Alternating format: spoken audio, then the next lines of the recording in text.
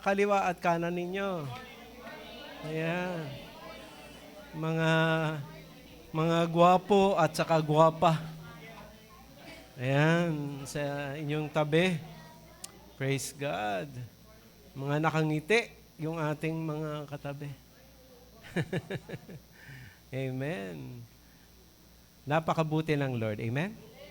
Amen. Ito po yung special na araw sa bawat isa sa atin. Siyempre, pagka naman po kay Lord galing talagang special po talaga ang bawat araw. Amen? So, ang ating pong magiging pag-aaral ngayong umaga na to ay yung ating sistema medyo iba ng konti. So, meron po akong hawak na mic kasi mamaya pong konti, yung pong ating verse kasi mahaba, 13 verse po, ipapabasa ko po, no? Uunahin natin dito po sa harapan. Tapos, yung pinakahuling babasa, hawak niya lang yung kanyang mic. Kasi pag merong verse na binasa uli, papasa niya doon sa katabi niya. Okay po ba yan?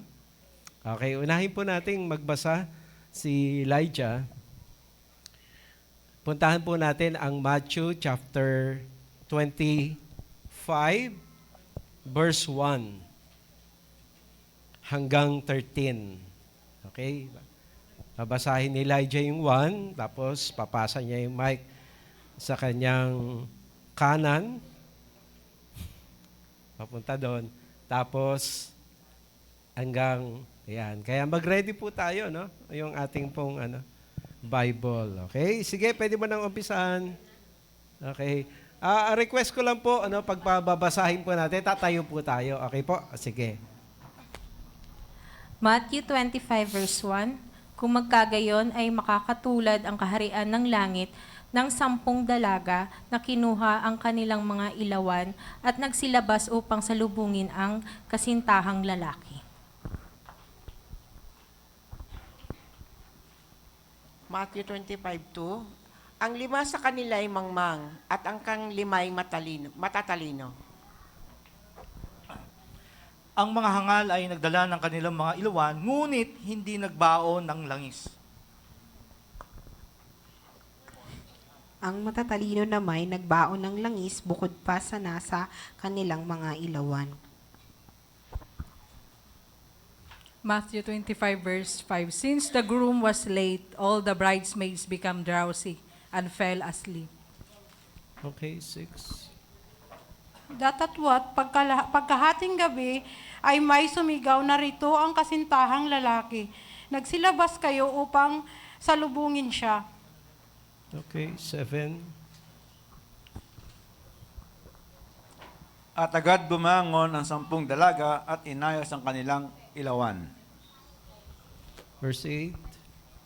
Verse 8, at sinabi ng mga mangmang sa matatalino, bigyan ninyo kami ng inyong langis sapagkat nangamamatay ang aming mga ilawan.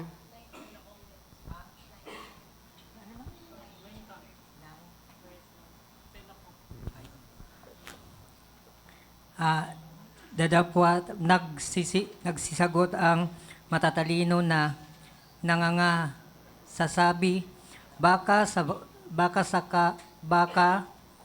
sakaling hindi magkasiya sa amin at sa inyo, magsiparoon muna kayo sa bibilin at sibilin kayo ng ganang. Sandali. Pakibigyan na ibang version ng Bible. Pakibigyan na iba. Oo, baka mag-Bisaya yan mahirap na. Baka hindi ito magkasya sa ating lahat.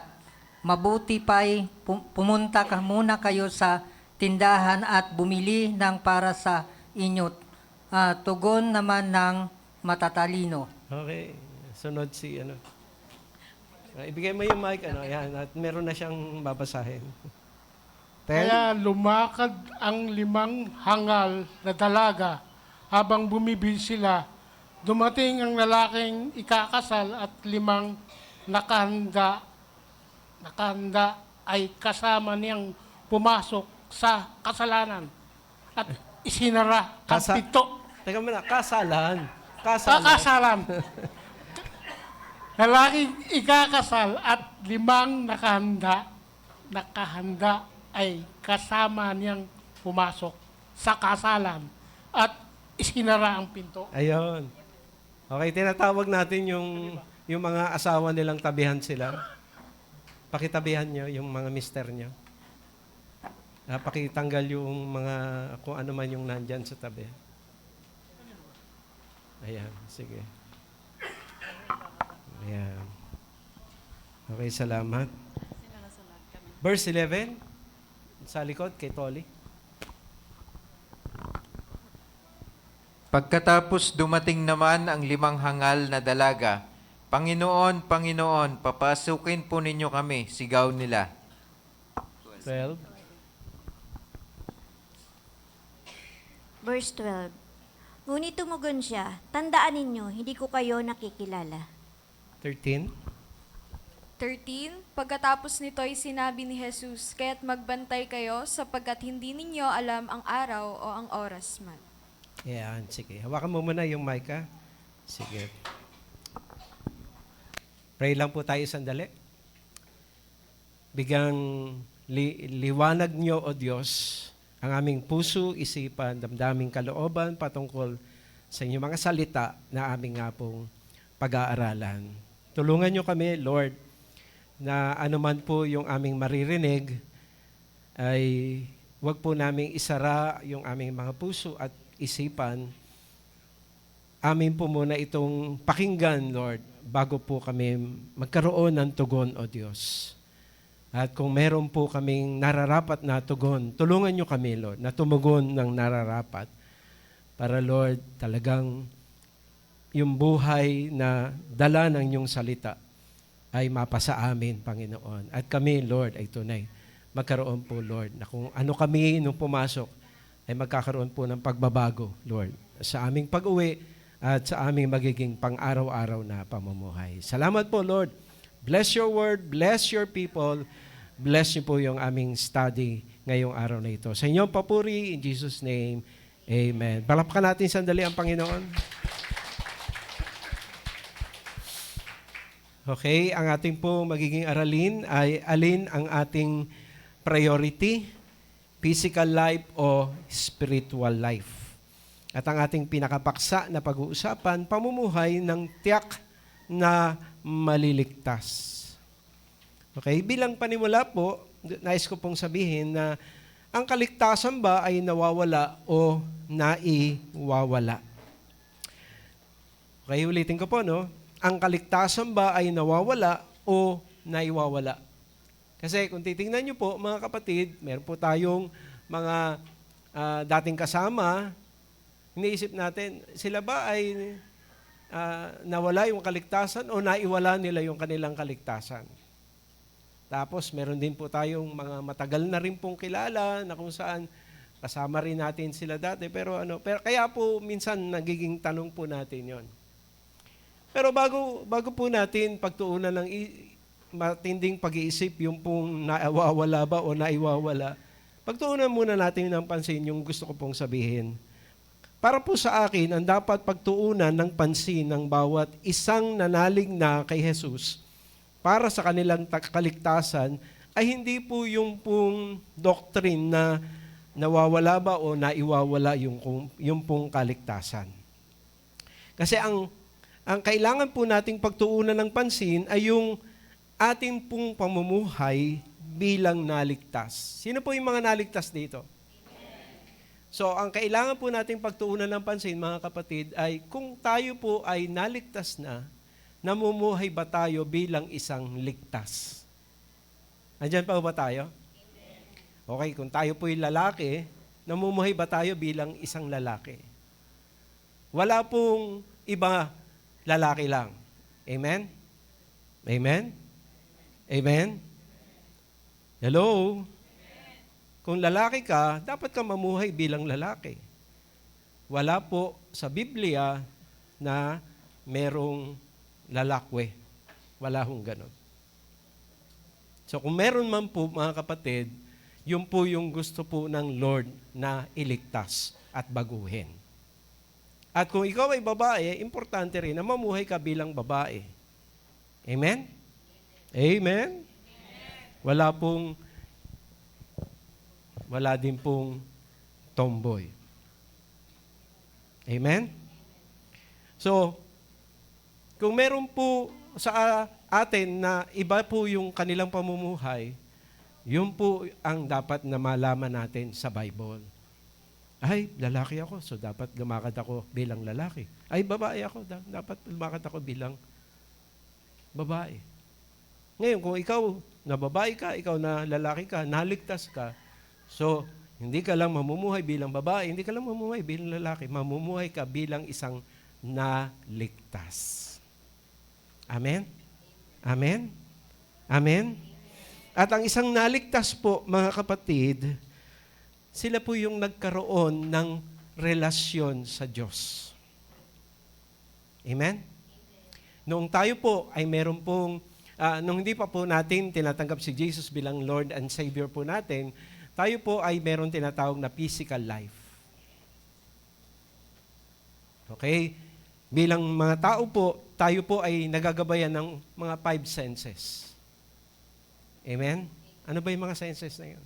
Yung touch, yung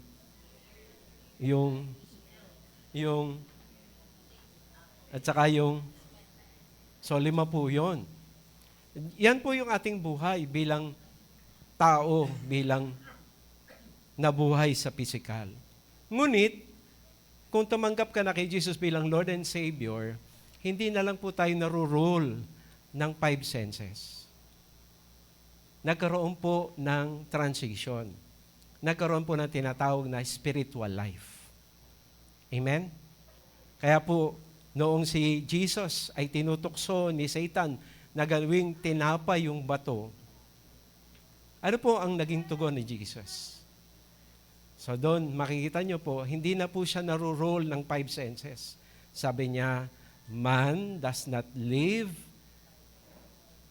by bread alone, by 5 senses, but by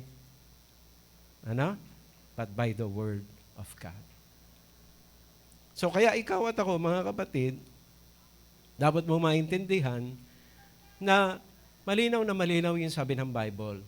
Bilang naging Christian, bilang nagkaroon ng relasyon sa Lord, ang atin ang priority dapat ay seek His kingdom first and His righteousness. Hindi po yung and all these things shall be added unto you. Ang ating priority. Amen? Amen? Ang pinaka-drive ng buhay natin ay hindi yung ating mga needs. Ang drive natin, mga kapatid, at push ng buhay natin ay hindi yung ating mga pangangailangan, kundi yung nagbibigay ng ating pangangailangan. Amen? Amen? Amen? Kasi bakit po, mga kapatid? Sabi po ng Lucas 9:24, whoever wishes to save his life will lose it. But whoever loses his life for my sake, he is the one who will save it. Yung life na tinutukoy dito ay yung physical life. When you lost your physical life, that's the time that you will earn your spiritual life. But if you will not live according to the Spirit, mga kapatid, ano mangyayari? Malulos mo. Both. Hindi lang yung physical mo, kundi lalo na yung spiritual life mo. So kaya this morning, mga kapatid, pagtuunan natin ng pansin. Hindi na lang po tayo dapat nagagabayan ng alin? Ng ating mga pangangailangan pisikal. Hindi po natin sinasabing kasalanan mag-aral, kasalanan magtrabaho, kasalanan magnegosyo. Ang sinasabi po natin, kailangan mo yon sa pamumuhay mo bilang tao. Amen?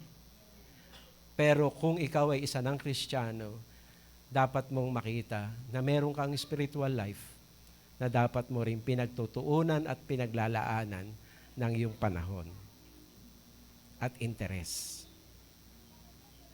Amen? Amen? Kasi bakit po? Okay, pabasa po natin kay JR, yung Matthew 25 verse 8 at kay Ruther, yung Matthew 25 verse 9.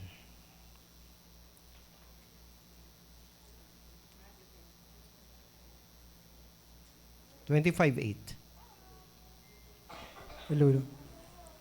Matthew 25 verse 8. Sinabi ng mga hangal sa matatalino, bigyan naman ninyo kami kahit kaunting langis, aandap-andap na ang aming mga ilawan. 25 verse 9. Ruther. Verse 9, baka hindi ito magkasya sa ating lahat. Mabuti pa'y pumunta muna kayo sa tindahan at bumili ng para sa inyo. Tugon naman ng matatalino. Amen. Ano po ang ating nakikita dyan?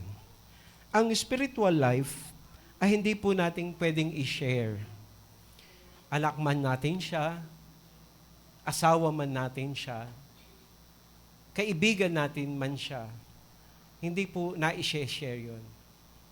Mga kapatid, sabi po ng matalino, hindi, ano sabi? Bumili kayo ng para sa inyo.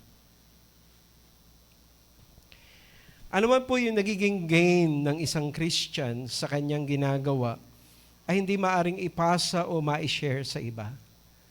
Kapag ka ikaw ay nagpe-personal devotion, ikaw ang nakikinabang. Amen? Kapag ka dumadalo ka ng gawain ng iyong church, ikaw ang nakikinabang. Kapag ka nagbibigay ka ng iyong tithes, ikaw yung nakikinabang. Pagka naglilingkod ka bilang kabahagi ng isang ministry o bilang member ng grupong iyong kinabibilangan, ikaw din yung makikinabang nun. Kapag nag-i-invite ka at nagpa-follow up, ikaw din yung makikinabang doon. Pag nagsisikap kang magtagumpay sa iyong mga pagsubok at tukso, ikaw, kapatid, yung nakikinabang doon. Ikaw yung tumitibay, ikaw yung tumatatag. At higit sa lahat, kapag ikaw ay nagsisikap makasunod, kapatid, ikaw yung nagbe-benefit nun at kailanman hindi mo yun maaring maipasa o ma-share sa iba. Although, sa Bible po, mga kapatid, sinasabi na magtulungan tayo. At although sa Bible po, mga kapatid, sinasabi na mag-encourage po tayo, hindi pa rin po ibig sabihin na kung ano man yung spiritual gain na meron ka, ay, kapatid, pwede mong i-share yon sa iba.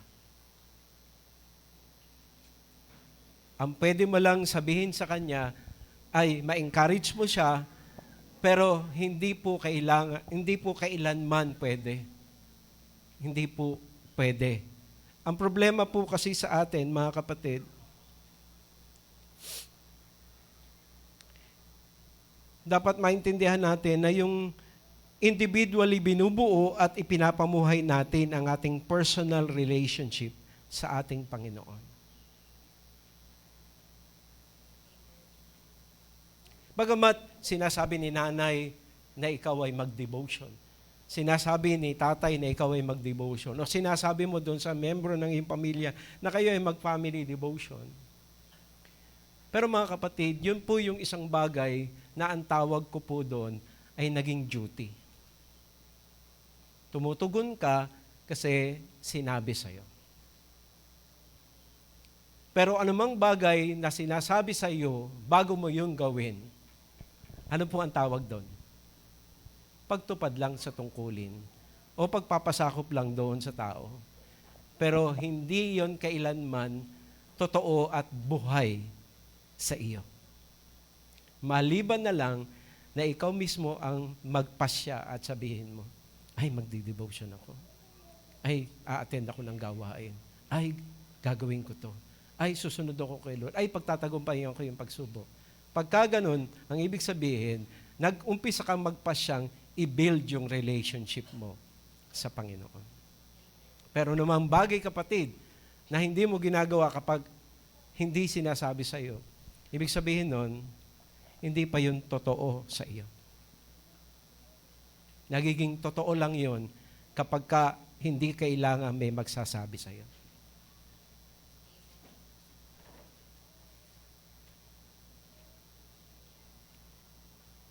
Kaya po sabi, no, dun sa ating binasa, pakipasa mo sa kasunod mo, router. Uulitin lang natin, Maris, yung 25:8 at saka 9 sa katabi mo. Verse 8, paulit. Matthew 25:8, sinabi ng mga hangal sa matatalino, bigyan naman ninyo kami kahit kaunting langis. Aandap-andap na ang aming mga ilawan.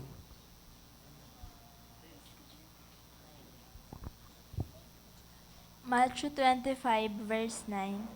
But the wise answered, saying, No, lest there be not enough for us and you, but rather go to those who sell and buy for yourselves. Okay. Mga kapatid, kapag ka po si Elijah ay nagbasa ng Bible, hindi po siya nagbabasa para kay mister niya o para kay Noah. Binabasa po niya yun para sa sarili niya.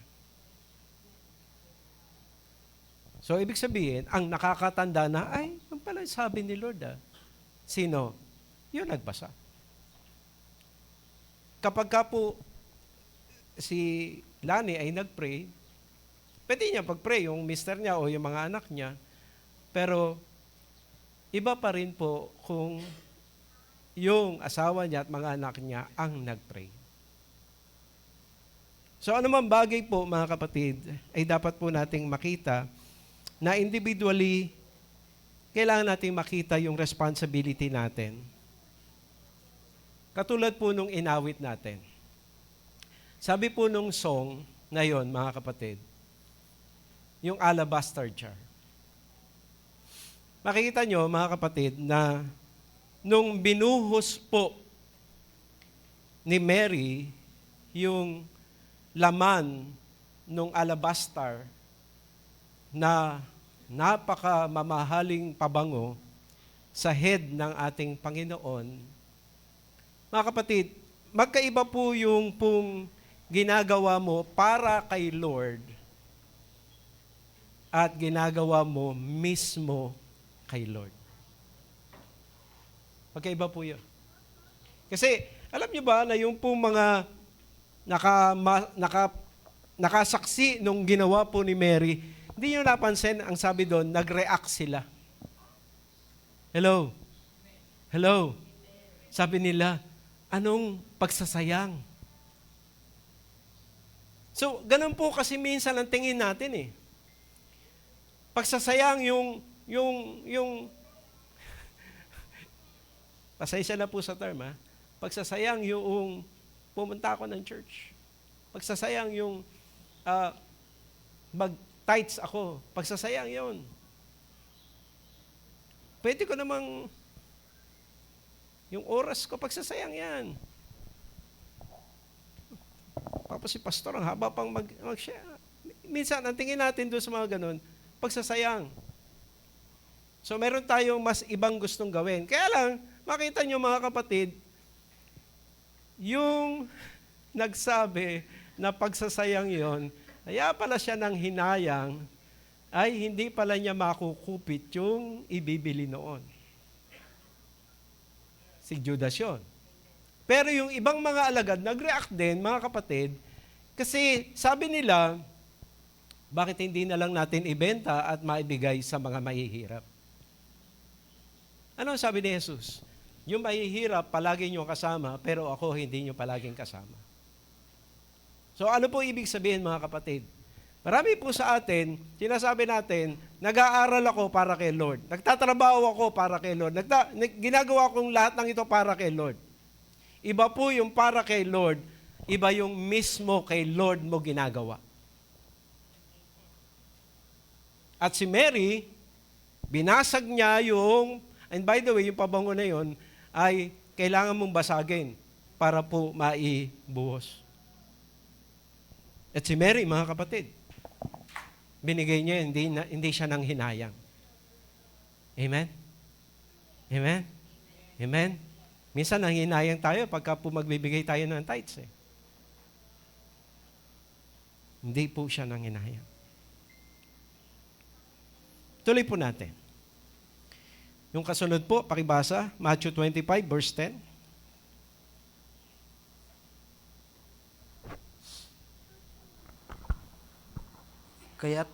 Kaya't lumakad ang 5 dalagang iyon upang bumili ng langis. Habang wala sila, dumating ang lalaking ikakasal. Ang 5 nakahanda ay kasama niyang pumasok sa kasalan at isinara ang pinto. Okay.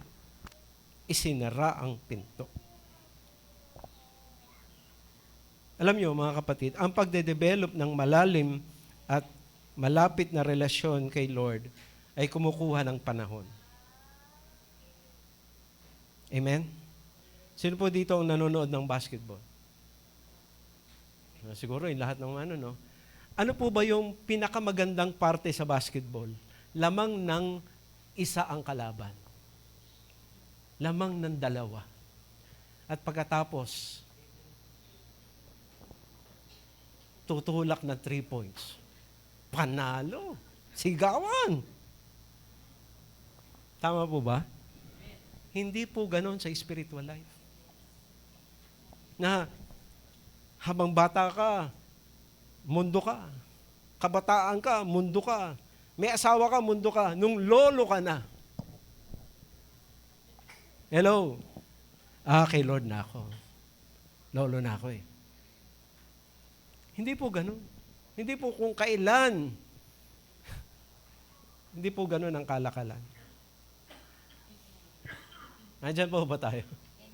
Na kung kailan twilight na ng buhay mo sa hindi.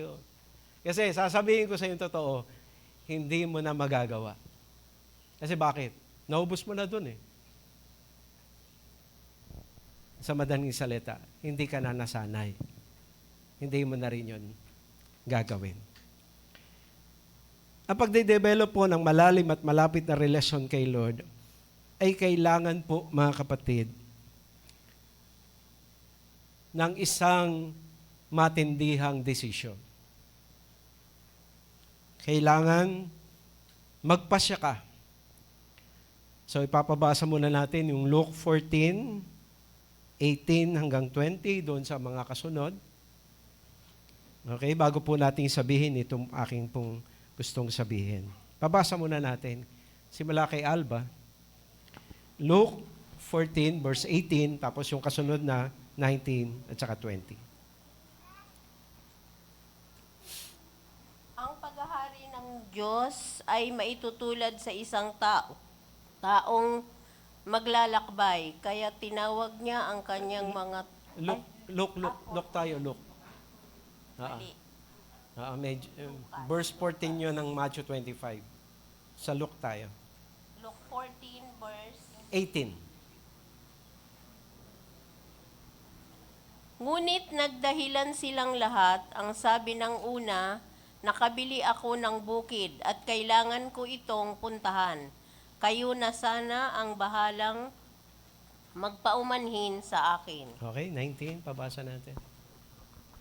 Sinabi naman ng isa, nakabili ako ng 5 magkapares na baka at kailangan masubukan ko sa bukid ng mga iyon. Kayo na sana ang bahalang magpaumanhin sa akin. Okay, 20.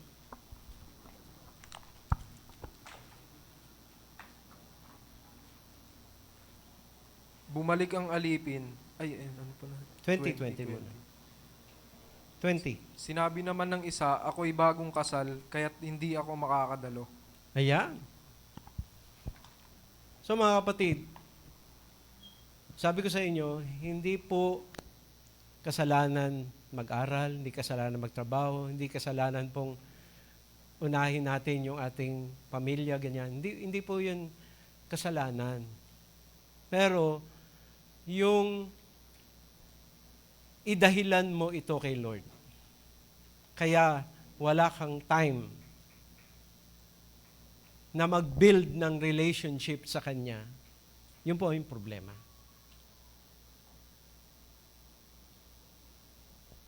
Kasi yung pong pagbibuild ng relationship, hindi po yun lalalim pagka yung iyong binibigay na panahon, nandiyan po ba tayo? Hindi po pangunahin. So, para makadevelop ka ng malalim at malapit na relasyon sa Lord, kailangan ka, kapatid, na magpasya na oo, nag-aaral ka, oo, nagtatrabaho ka, oo, may pamilya ka, oo, may negosyo ka, oo, meron ka ibang mga ginagawa, pero ang mas una sa iyo ng higit sa lahat ay yung relasyon mo sa Lord at hindi yung trabaho mo, negosyo mo, pamilya o mga relasyon mo. Kasi mga kapatid, kapag ka hindi mo yun pinagpasya, yun ang dahilan. Kaya pagka po medyo nagsabong na yung mga panahon at mga pagkakataon, medyo iba po yung ating pinipili. Alalahanin po natin yung pong paalala.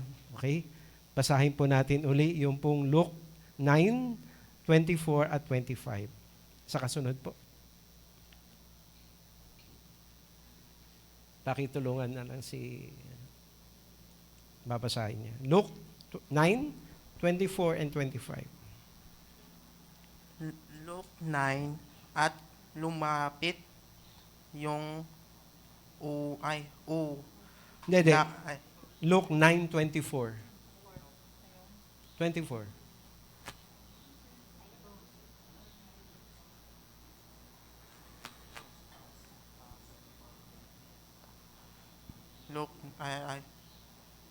Luke 24, ang naghahanagan na magligtas ng kanyang buhay ay mawawalaan nito ang mawalan ang kanyang buhay alang-alang sa aking ay magkakamit nito. Okay, 25, kasunod.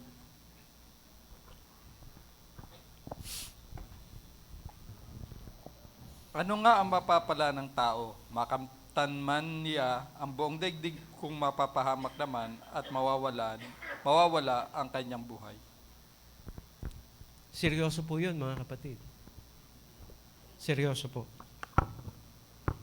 Sabi rito, ang naghahangad na magligtas ng kanyang buhay, ibig sabihin po ng kanyang physical life, ay mawawalan ng spiritual life. Ngunit ang mawawalan ng kanyang physical life, alang-alang sa akin, ay magkakamit ng kanyang spiritual life. Dahil ano nga ang mapapala ng tao, makamit man niya ang buong daigdig. Sabihin, kahit na ikaw na yung pinakamayaman sa buong mundo, ano mangyayari? Hindi po yun sapat kung ang iyo namang kaluluwa ay mapapahamak. Amen? Amen? Amen? Amen? So kaya po mga kapatid, tignan natin kung ano po yung ating priority sa buhay. Ano po yung ating inuuna? Amen? Yung bagay na mapaparam o yung bagay na magdadala sa atin papasok ng kalangitan. Ituloy natin at tapusin natin dito yung ating pag-aaral. Matthew 25 verse 11, pabasa naman please. Tapos yung kasunod, verse 12.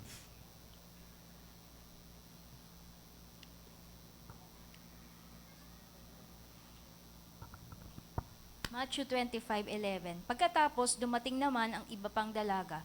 Panginoon, Panginoon, papasukin po ninyo kami, pakiusap nila. 12, pabasa. Ngunit tumugon siya, sino ba kayo? Hindi ko kayo kilala. Alam niyo po, nakakalungkot po yung salitang yon. At ang tanong po natin, bakit sinabi ng Panginoon na hindi niya sila nakikilala? Sino po dito yung tumatawag kay Jesus na kanilang Panginoon? Sino po? Sino po? So lahat tayo dito, tinatawag natin si Jesus na ating Lord. Tama po ba? Pero ang pinakamalungkot, tumawag tayo sa Kanya na Lord, pero pagdating doon sa langit, sasabihin niya sa atin, hindi kita kilala. Hirap po noon. Dito po, nagkakamali ang maraming tumanggap kay Jesus sa pamagitan ng pagpapakilala ng ibang tao. Although most of us ay ganoon ang experience, yes, nakilala nila si Lord through other people, makinig po kay Maggie, pero pagkatapos po noong maipakilala sa atin si Lord, kinikilala ba natin siya personally? Ulit po ulit. Diba, nakilala natin si Lord dahil merong ibang nagsabi sa atin tungkol kay Lord. Tinanggap natin si Lord, nanalig tayo sa Kanya. Pero matapos po natin siyang tanggapin, simula ba nung araw na yon, nagsimula na tayong kilalanin siya?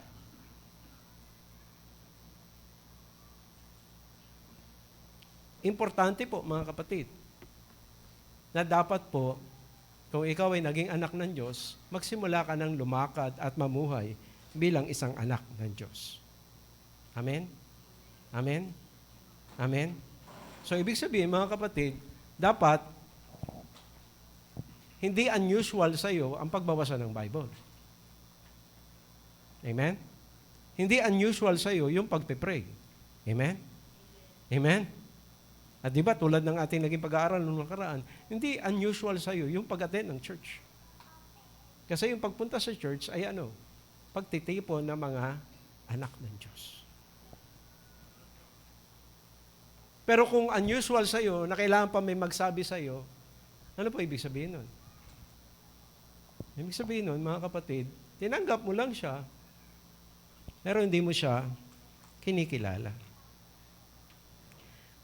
Maraming noong malaman nila na ligtas na sila, noong tinanggap nila si Jesus, ay ginawa lang nilang part ng buhay nila si Jesus at hindi po ginawang buong buhay nila si Jesus.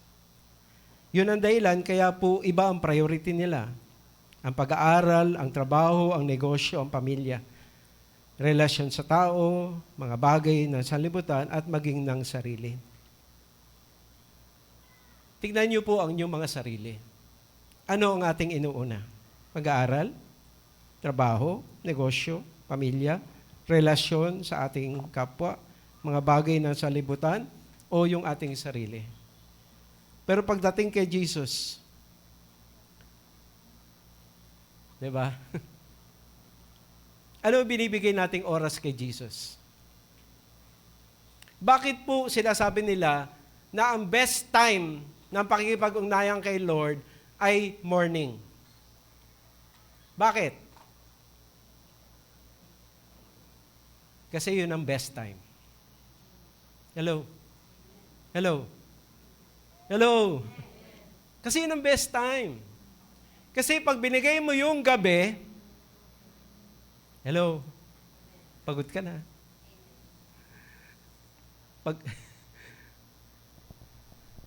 Anong gagawin ng katawan mo? Diba?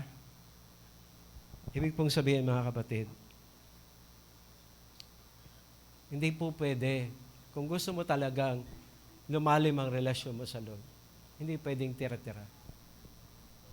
Diba, halimbawa, yung isang babae, dumating yung mister niya, hindi po tamang idahilan ng mister na pagod siya kasi sa trabaho. At hindi rin po pwedeng sabihin ng kanyang misis na pagod siya kasi nga sa ginawang bahay sa kanyang mister. Hello? Pero yun ang ginagawa natin. Tama? Hello? Nung nabubuhay pa po si Pastora, siyempre teacher siya. Hindi lang po siya teacher, tutor pa. So pagdating niya ng bahay, siyempre, kasama pa yung mga pagbabiyahe pagdating niya ng bahay. Sabi ko sa kanya, Mami, wala ka na sa school.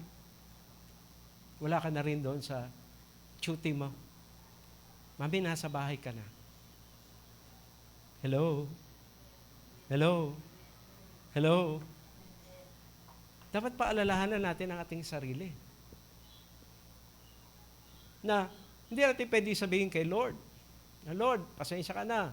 Ang dami kong mga kailangan gawin sa aking pag-aaral. Ang dami kong napagod ako sa aking trabaho at saka may problema ako sa aking negosyo, kaya wala kang time kay Lord. Sorry. Hindi ganun ang pagtrato sa isang number 1 sa buhay mo. Hello? Hello? Dapat hindi siya pwedeng, habang nagpe-preach, hindi mo siya pwedeng tutulugan. Amen? Habang nagpe-pray o nagbabasa ng Bible, hindi siya pwedeng tutulugan. Bakit? Kasi kapatid, siya yung number 1 at only 1 ng buhay mo. Tapos tutulugan mo, tapos kaiinipan mo, tapos pag may sinasabi, hindi importante. Tapos, convenient time lang ang binibigay mo. I tell you mga kapatid, you are preparing yourself. Kung ganyan ang iyong kalakalan habang nandito ka sa lupa, you are preparing yourself doon sa rejection pagdating ng heaven. Why? Kapatid, makikilala ka ng isang tao kapag ka naglalaan ka ng panahon sa Kanya. Amen? Amen? Hello? Sabi nga po sa yung kasunod, sino ba ang pwedeng magbasa? Matthew 7:23.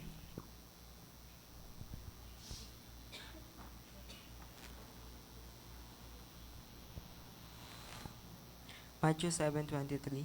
At kung magkagayo, ipahayag ko sa kanila, kailan may hindi ko kayo nangakilala, magsilayo kayo sa akin. Kayo'y manggagawa ng katampalasanan. Ayun, katampalasanan. Andiyan pa ba tayo?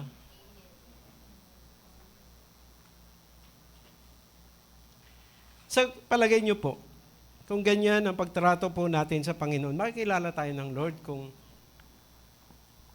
nagpi-preaching, natutulog tayo, nagdi-devotion, hindi natin natatapos yung amen, kinabukasan na. Hindi tayo nakikita sa gawain, hindi rin tayo nasunod, kundi yung sarili natin ang binibuild natin, yung mga pangarap natin ang binibuild natin.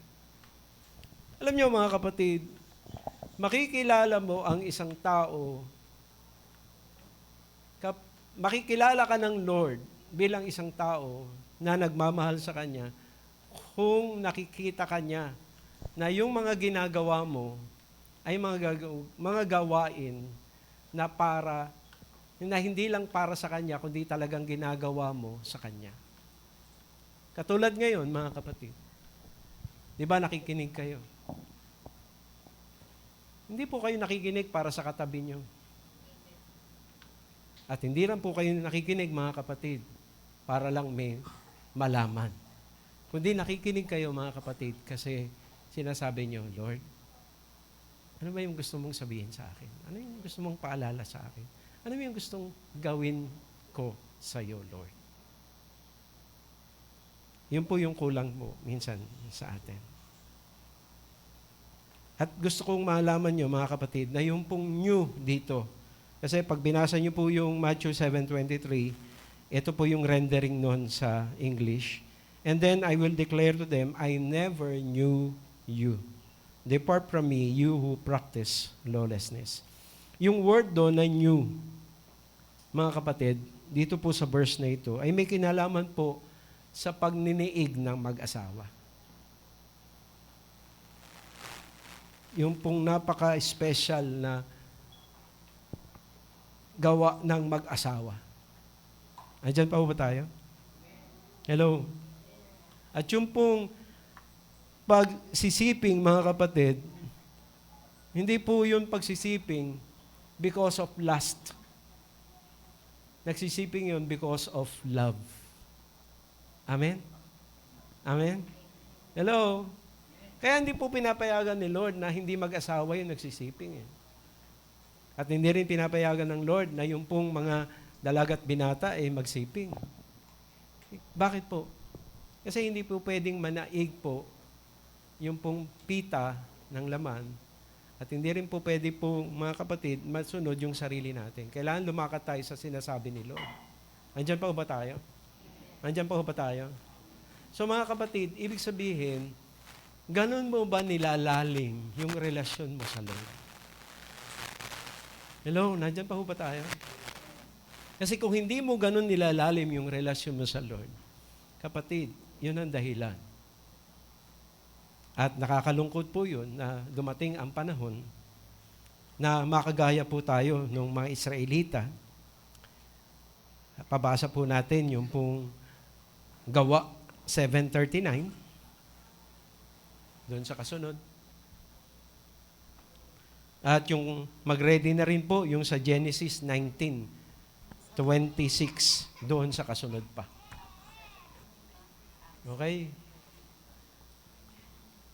Acts 7:39.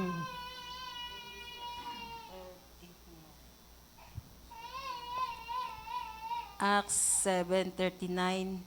Ngunit hindi siya sinunod ng ating mga ninuno. Sa halip, siya'y kanilang itinakwil at mas gusto pa nilang magbalik sa Egypto. Okay? Si Mabik naman, pakipasa yung mikropono. 19:26. Genesis 19:26. Ngunit lumingon ang asawa ni Lot, kaya't ito'y naging isang haliging asin. Ayan po, mga kapatid. So, pahawak lang muna, Mabik.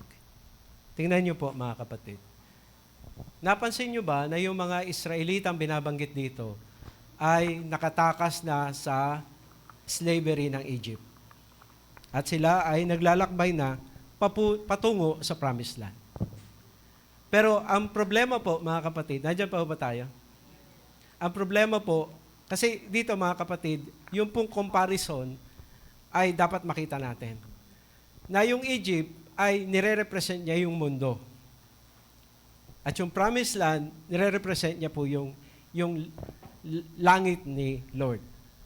So, kaya po, tayo po, naglalakbay po tayo mga kapatid, doon sa disyerto. At habang naglalakbay po tayo, mga kapatid, dito sa mundo, ang gusto ng Lord, mga kapatid, yung ating pong faith sa Kanya ay tunay po na maging strong. Dahil kasi po, mga kapatid, nire-ready tayo doon sa pagpasok natin, doon sa mga blessings na inihanda ni Lord sa atin. Nandiyan pa ba tayo?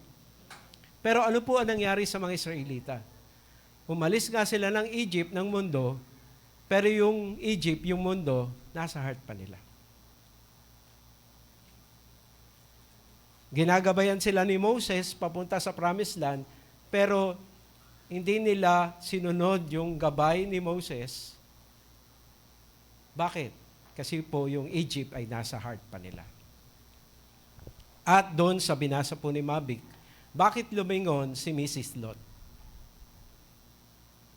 Kasi ang Sodom at Gomorrah ay nasa heart din niya. Nandyan ba tayo? Nandyan ba din tayo? Ngayon, tingnan nyo mga kapatid.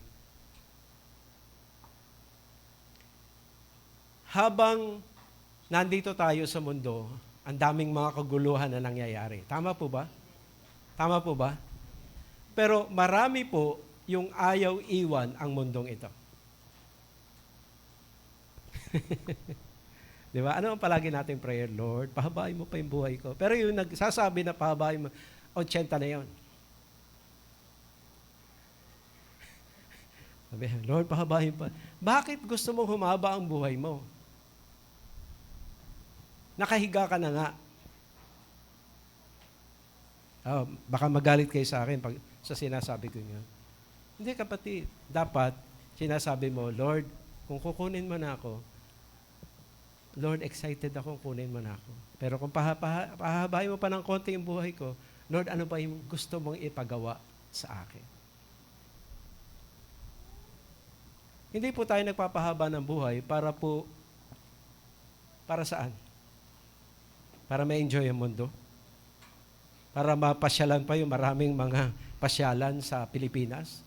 At para po makarating pa tayo ng ibang bansa? Mga kapatid, tandaan nyo, hindi pwedeng itong mundo na ating tinitirahan ay nasa puso mo. Hindi pwede. Kasi, ibig sabihin nun, hindi ka ready tumira ng heaven.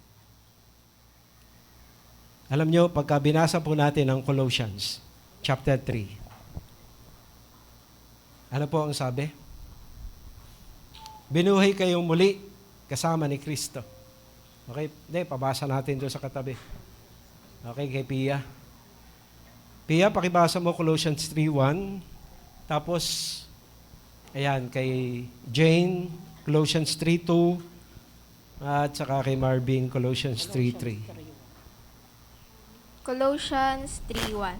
Yamang binuhay kayong muli na kasama ni Kristo. Ituon ninyo ang inyong isip sa mga bagay na nasa langit na kinaroroonan ni Kristo na nakaupo sa kanan ng Diyos. 2. Set your minds on things above, not on earthly things. 3.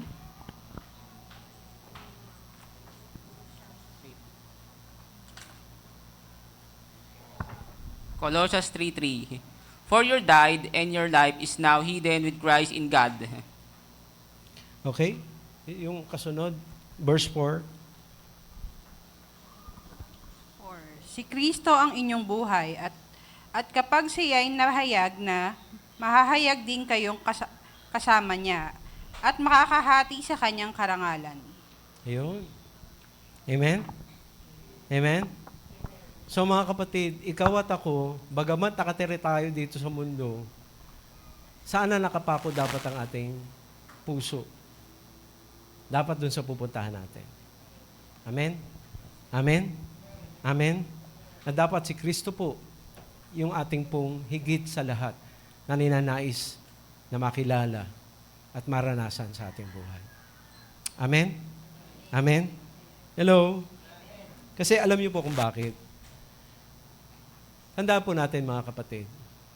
Una, habang narito po tayo at gusto po nating mapalapit kay Lord, si Satan gagawa ng lahat ng mga panliling lang, lahat po ng pang-iistorbo at lahat ng paghahadlang para ikaw, kapatid, ay mag-build ng malalim at malapit na relationship kay Lord. Kaya po sabi sa 15:58 po, okay, yung kasunod po, pakibasa. 15:58. Unang Korinto, Mike, yung binasa natin kanina.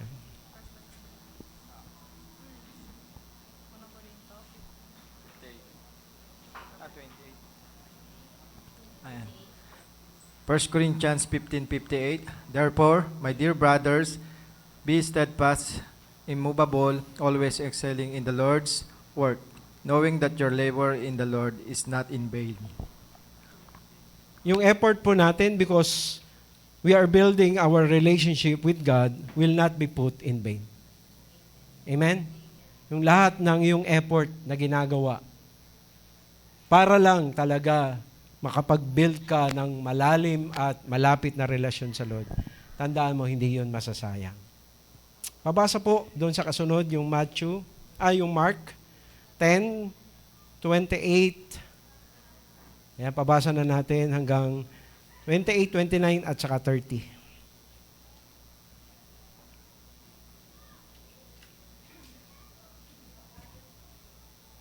Marcos 10:28. At nagsilita si Pedro, tingnan po ninyo, iniwan na namin ang lahat ng kami sumunod sa inyo. 29. 29, sumagot si Jesus, tandaan ninyo, ang sino mang nag-iwan ng kanyang tahanan o mga kapatid, mga magulang, mga anak, mga lupain, dahil sa akin at sa magandang balita. 30.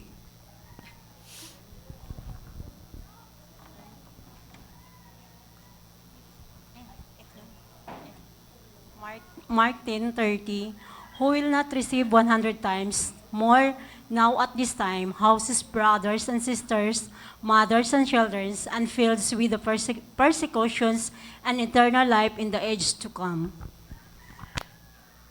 Tingnan nyo, mga kapatid, yung lahat ng effort natin, hindi po yun nasasayang. Amen? At yung lahat ng ating sacrifices, mga kapatid, magkakaroon po tayo ng reward dito sa lupa at maging doon sa buhay natin na darating. Amen? Your effort because you are building a relationship with God will not be put in vain. Your sacrifices because you are building a good relationship with God will be rewarded not only here, but also in eternity. Amen? Amen? Amen? May mga iniwan ka, may mga hindi mo na binigyan ng pansin. Okay? Bandang huli, sino yung kasunod na magbabasa? Okay? Babasahin natin, medyo mahaba na, no? Unang Korinto 3:12 hanggang 15. So, 12, 13, 14, 15. Hanggang doon sa kasunod pa. Hanggang kay, sige, umpisa na. Pe. 12, 13. Unang Korinto 3:12.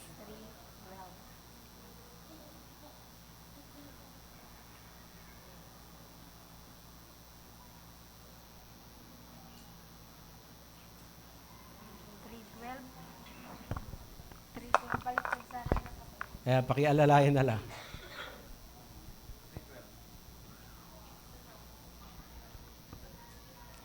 May nagtatayo na gumagamit ng ginto, pilak o mahalagang bato. Mayroon namang gumagamit ng kahoy, damo o dayami. Ayan, okay, 13. Papasa natin.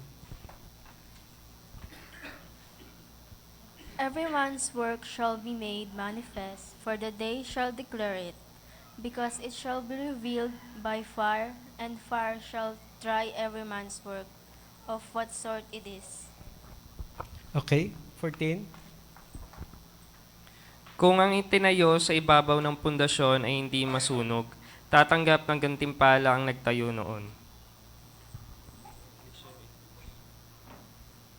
Ngunit kung masunog naman, mawawalan siya ng gantimpala. Gayon naman, maliligtas siya. Kaya lang ay para siyang nagdaan sa apoy. Ayun. So dito, mga kapatid, meron palang pag-asa, no? Ang problema lang, wala kang madadala. Amen? Sino yung gustong may madala? Sa Lord. Sa Bible po, mga kapatid, mabanggit ko lang, meron po mga elders na naglay ng kanilang mga crowns. Sana po, ikaw at ako, ang iyong maging hangarin, Lord, meron din akong gustong ilagay sa iyong paanan. Amen? Amen? At tandaan niyo mga kapatid, walang anumang bagay sa mundong ito yung pong pwede nating dalhin doon. Sabi, hubad tayo, na lumabas, hubad din tayo babalik. So meaning, sabi po sa Bible, mga kapatid, 1 John 2:17, ang lahat ng bagay ng mundong ito'y mapaparam at ang mga mananatili lang ay yung mga sumusunod sa kalooban ng Diyos. Amen? Amen? So mga kapatid, ang atin lang pong madadala, papasok doon, na ang mga uri ay ginto, pilak at mamahaling bato ay yung ating pagsunod. Amen? Amen? Amen? Amen? Yung ating mga sakripisyo. Yung ating mga paglilingkod. So tandaan po ninyo, your service because of your relationship with your God will be tested and will be rewarded accordingly. So kaya po mga kapatid, kung sinasabi natin naglilingkod tayo kay Lord, suriin natin anong uri ng material yung ating pong paglilingkod. Gold, silver, precious stones, or ito po ba ay wood, hay, and stubble? Nandiyan pa ba tayo? So ngayon pa lang mga kapatid, i-check po natin what kind of relationship we are building with our Jesus. Amen? Amen? Amen? Amen? Amen? Anong klaseng relasyon? Relasyon na siya yung ating the only one o yung relasyon na siya yung part of the whole? Dapat siya po yung pinaka-whole natin. Amen? Kasi pag hindi ganon, mahirap po. Ako yung nalulungkot po, mga kapatid. At sana po yung kalungkutan natin na to ay maging daan para yung mga nakikita natin nagpapabaya. Paalalahanan natin. Kung sino man po sila, paalalahanan natin. Kasi kung ngayon po, hindi po nila nauuna si Lord, hindi ako naniniwala na pagdating ng panahon ay kilala sila ni Lord. So ngayon pa lang mga kapatid, hindi po sayang yung pagpunta nyo dito. Amen? Amen? Hindi po sayang yung ginastos nyo. Amen? Hindi rin po sayang yung dinala nyo doon sa offering. Ano mang bagay po na ginagawa nyo dahil po sa pagmamahal nyo kay Lord, hindi po yan sayang, hindi po yan nababaliwala. Amen? Amen. Tumayo po tayong lahat at awitin po natin uli yung alabaster jar at tulungan tayo ng Lord, mga kapatid.